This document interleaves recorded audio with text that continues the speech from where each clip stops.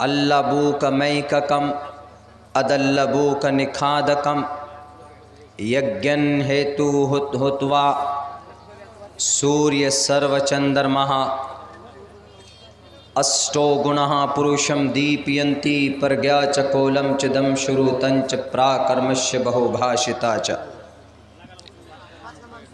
दानं यथा शक्ति कृतज्ञता च। मोहतरम सामईन किराम, जनाब सदर जलसा शेख तौहीद सल्फ़ी साहब हफ़िज़हुल्लाह,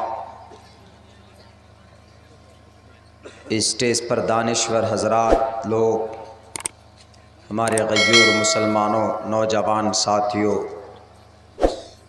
स्टेज पर तशरीफ़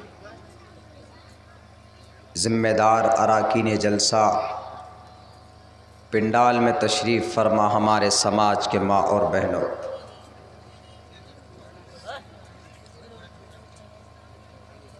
दो तिहाई रात तकरीबन गुज़र चुकी है। आखिर हिस्सा रात का बाकी बचा हुआ है। उमूमन यही टाइम मेरे मुक़द्दर में, मेरे नसीब में लिखा हुआ है। हमारे इस सीमांचल के एरिया में, बिहार की धरती पे उमूमन इस तरह के मुक़र्रिर को ये टाइम दिया जाता है। इस समय में यकीनन पूरे होश व हवास के साथ बात करना और आप लोगों को भी ताज़ा दम होकर सुनना, वो जिहाद अकबर से कम नहीं है। फिर भी कोशिश की जाती है चाय पीकर, कॉफ़ी पीकर, चूँकि इस प्रोग्राम को लेकर चलना है फजर के अज़ान तक, तो हज़रात मुक़र्रिरीन सुनाने की बड़ी कोशिश करते हैं और आप लोग भी मेहनत करते हैं अपनी नींद के ऊपर कब्ज़ा करने की। आज भी यकीनन लोगों में भूख है अपने दीन को, अपनी शरीयत को सुनने की और जानने की, क्योंकि हमने देखा यहीं करीब में इलाक़े में कल का जो प्रोग्राम था वहाँ पर हमारी एक बार तकरीबन 1 सवा घंटे से भी अधिक बात हो चुकी थी। हम स्टेज से जा चुके थे, शेख तौहीद सदारत फरमा रहे थे, निज़ामत फरमा रहे थे, बैठे थे। उसके बावजूद भी लोगों का ये मुतालबा रहा कि नहीं, मौलाना अब्दुल्ला को दोबारा स्टेज पर लाया जाए, हम सुनना चाहते। फिर 20 मिनट तक बाद में स्टेज पर आकर फिर हमने बात रखी। अज़ान का वक्त करीब हो चुका था, तब वहाँ पर लोगों ने कहा कि ठीक है, अब आप जा सकते। शौक़ की बात है, मोहब्बत की बात है, अपनी शरीयत से, अपने कुरान से, अपने दीन की बात से, और ये होने भी चाहिए। मगर मेरे भाइयों, स्टेज पर मुक़र्रिर बैठकर, पिंडाल के नीचे हम बैठकर तकरीर सुने, एक कान से दूसरे कान से निकाल दें, कोई बेनिफिट, कोई फ़ायदा नहीं, उसके कुछ असरात नहीं, तो फिर ना तो जलसा करने का कोई फ़ायदा और ना हमारी नींद को कुर्बान करने का कोई फ़ायदा। हमें ये संकल्प लेना चाहिए, हमें ये अज़्म और ये इरादा और ये नीयत होनी चाहिए हमारी कि जो भी बातें कही जाएगी कुरान और सुन्नत, कुरान और हदीस की रोशनी में, इंशाअल्लाह 100% उस पर अमल करने की हम लोग कोशिश करेंगे।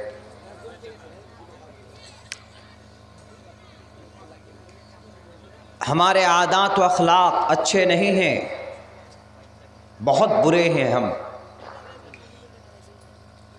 ज़ुबान के एतबार से हम बुरे हैं, हम अपने अमल के एतबार से लोगों के साथ हमारा व्यवहार क्या है, सलूक क्या है, बर्ताव क्या, उस एतबार से तो हम 0% पे हैं।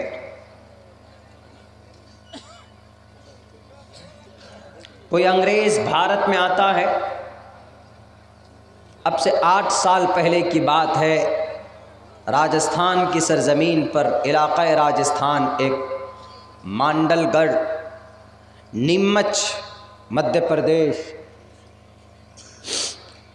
जब हम वहाँ पर पहुँचे थे किसी तहक़ीक़ के लिए उस गढ़ में, तो वहाँ पर कुछ अंग्रेज़ों से हमारी मुलाकात हुई थी। जब हम उनसे मिले अपने इसी मुशर्रा लिबास में, उनसे सवालात किए, बातचीत किए, तकरीबन 45 मिनट तक हमारी उनसे बातचीत हुई। एक अजनबी आदमी, अंग्रेज़ जो अपने आप को आला मकाम पर समझते हैं, मॉडर्नाइज को पैदा करने वाले वो लोग, फैशन को जन्म देने वाले वो लोग, हमें वो अपना दुश्मन समझते हैं। उसके बावजूद भी जब मैंने उनसे तकरीबन 40, 42, 45 मिनट तक बात की तो उनके माथे में कभी शिकन नहीं पड़ा, खुशी से बात करते रहे, खंद पेशानी बात करते रहे। हम मुतासिर हुए।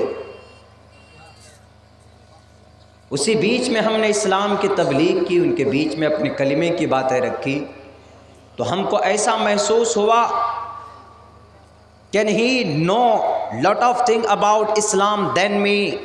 ऐसा मुझे at that time I felt, उस वक्त हमको ऐसा महसूस हुआ कि वो मुझसे ज़्यादा जानते हैं। नबी पाक अलैहिस्सलाम की कोई बात अगर हम उनके सामने रखते तो वो और 2 बातें हमको बताता, और बहुत खुश होकर हम लोग बात करने में, बर्ताव के एतबार से, व्यवहार के हिसाब से हम लोग बहुत गंदे और बहुत ख़राब और बहुत बुरे हैं। हमारी ज़ुबान में मिठास नहीं है। अगयार के कंपनीज़ में चले जाएं, अगयार के शॉप में चले जाइए, अगयार के मुल्क इलाके में चले जाइए, उनकी ज़ुबान में बात करने का एक अलग अंदाज़, एक अलग तरीक़ा होता है। एयरटेल सिम आप रखते हैं, जब आप कस्टमर केयर में बात करते हैं, आप लाख गाली दें, उनको उल्टा सीधा करें, बुरा भला कहें, वो आपको sir I respect, calm down, be patient, इस तरह के अल्फाज पूरी हिम्मत, पूरी इज्जत के साथ, पूरे सम्मान देकर आपसे वो बात करेगा। किसी बैंक में चले जाएं आप, ढंग का मुनज़्ज़म अंदाज का बैंक होगा, बैंक कर्मी होगा, तो आपसे बदतमीज़ी से के साथ बात नहीं कर सकता। ये तरीक़े, ये अतवार, ये अखलाक हमारे थे, हमारे प्रोफेट मोहम्मद सल्लल्लाहु अलैहि वसल्लम के थे, जो कि आखिरी नबी हम सब के। लेकिन अग़यारों ने अपनाया। किसी भी मुस्लिम कम्युनिटी में आप चले जाएं, पूरे एशिया महाद्वीप नहीं, इन एंटायर वर्ल्ड, इंडोनेशिया चले जाइए, श्रीलंका चले जाइए, बांग्लादेश चले जाइए, अफ़गानिस्तान, इराक़, फ़रांस चले जाइए, भारत में आ जाएं, हम अपने मुल्क में जायज़ा ले लें। साउथ के एरिया में जाइए, आपकी किसी से 2 बात हो जाए, आपके पैर में ठोकर लग जाए, तो आपके पैर को 3 बार चूमेंगे, सलाम करेंगे आपको।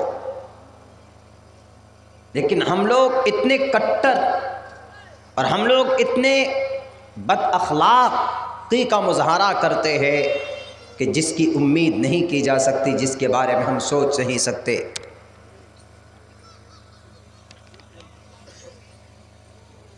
कोई शक नहीं है, हम जिस मज़हब में हैं, जिस धर्म में हैं, इस धर्म की तारीफ़ अल्लाह ने की है, किसी नबी ने नहीं की है, किसी पैगंबर, रसूल या किसी फरिश्ते ने इसका इंट्रोड्यूस नहीं कराया।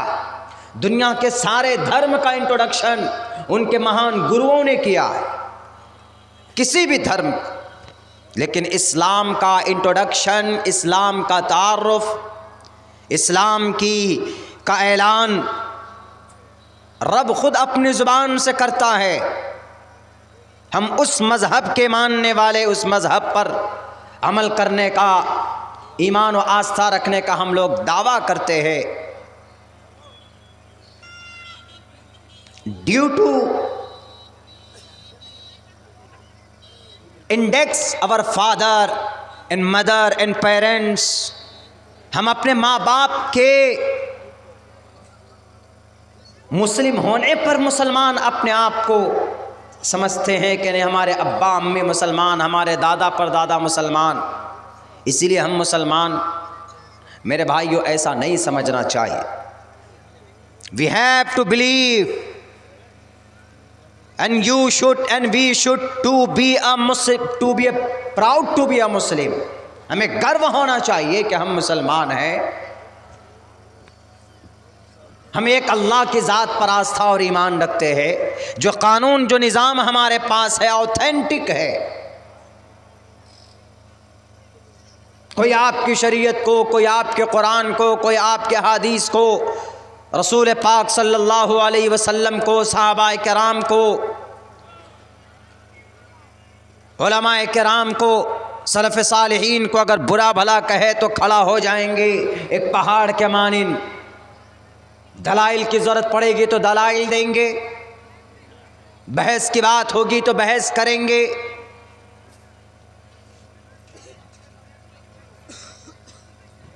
ये सब चीज़ें आज हमारे बीच नहीं पाई जाती। ऐसा है कि एक ड्यूटी वाला मुसलमान है हम लोग, ड्यूटी वाला, बस एक ड्यूटी निभा रहे हैं जी, बस हम मुसलमान हैं।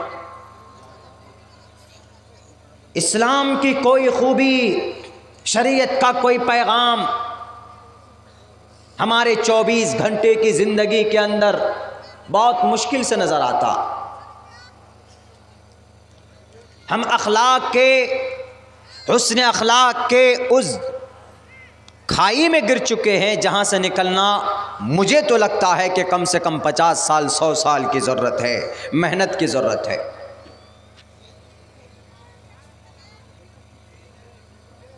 हमें मालूम होना चाहिए हम दूसरों का दिल अपने अखलाक, अच्छे अखलाक से जीत सकते हैं। दूसरे दुश्मनों को हम कायल उम्दा अखलाक के ज़रिए से हम कर सकते हैं, बाकी किसी और तरीक़े से हम नहीं कर सकते। क्योंकि ये method, and this was the method the prophet used to among the people, ये तरीक़ा मुहम्मदुर रसूलुल्लाह ने अप्लाई किया था, आपकी ज़िंदगी का एक हिस्सा था। क्या ग़ियार से बातें करते, दुश्मनों से बातें करते आप, वो दीवाना आपका बन जाता था। आपके बात करने के लहजे, तरीक़े, मिलने का तरीक़ा, कोई अजनबी आ जाए, कोई गैर आ जाए आपके समाज में तो उनके साथ कोई भेदभाव नहीं। याद कीजिए उस तारीख़ को जब हज़रत अबू ज़र ग़फ़ारी रज़ी अल्लाह ताला अन्हु आए थे, जब उनके पास ख़बर पहुँची कि मक्कतुल मुकर्रमा में कोई नबी होने का दावा करता, मबऊस किया गया अल्लाह तबारक व ताला की तरफ से, पैगामात आते हैं उनके ऊपर, बहुत बड़े मालदार कौम के, इलाके के, समाज के प्रधान माने जाते थे। उन्होंने अपने भाई से कहा कि जाओ तो मुझे बताओ वो नबी कौन सी बात करता है, आसमान से जो बातें हो, जो वही उनके पास आती है, ज़रा देखो, देख कर मुझे बताओ उनके ऑर्डर क्या है, उनके अखलाक क्या है, लोगों से मिलने का तरीक़ा क्या है, उनके माथे का, उनके पेशानी का, उनके फेस का, उनकी शक्ल की हालत कैसी होती है जब वो लोगों से मिलते हैं, बात करते। जाओ अपने भाई से कहते। मुल्क शाम और मक्का के दरमियान एक रास्ता कबीले गफ़ार पड़ता है, उस कबीले के थे। उन्होंने अपने भाई को भेजा कि जाओ मक्का ये सब चीज़ देख कर के आओ। हज़रत अबू ज़र ग़फ़ारी ने अपने भाई को भेजा। उनका भाई आता है, 2-3 दिन क़ियाम करता है मक्का की गलियों में, वो देखते हैं कि सहाबा आपके पास बैठे दीन की बात, अल्लाह की बात, कुरान की बात होती है, और जो भी आदमी आता है मोहम्मद रसूलुल्लाह बड़े खुश होकर उनसे मिलते, हाल चाल पूछते, ख़बर खैरियत पूछते, इस अंदाज में बात करते हैं जैसा लगता है कि ये कोई हमारा बहुत पुराना कोई अब से पहले बिछड़ गया हो, किसी मेले में वो दोस्त मिला है, उस अंदाज में बात करते थे प्रोफेट मोहम्मद सल्लल्लाहु अलैहि वसल्लम। जब वहाँ से वापस आते अपने भाई को कहते हैं कि भाईजान, हमने देखा बहुत बड़े अखलाक के मालिक हैं, बहुत उम्दा तवार है उनके, बात करने का स्वभाव बहुत अच्छा है। अगर वो नबी की दावा नबूवत का दावा करते हैं कि मेरे पास मुझे नबूवत दी गई, तो मेरा दिल कहता है कि he this person is a right.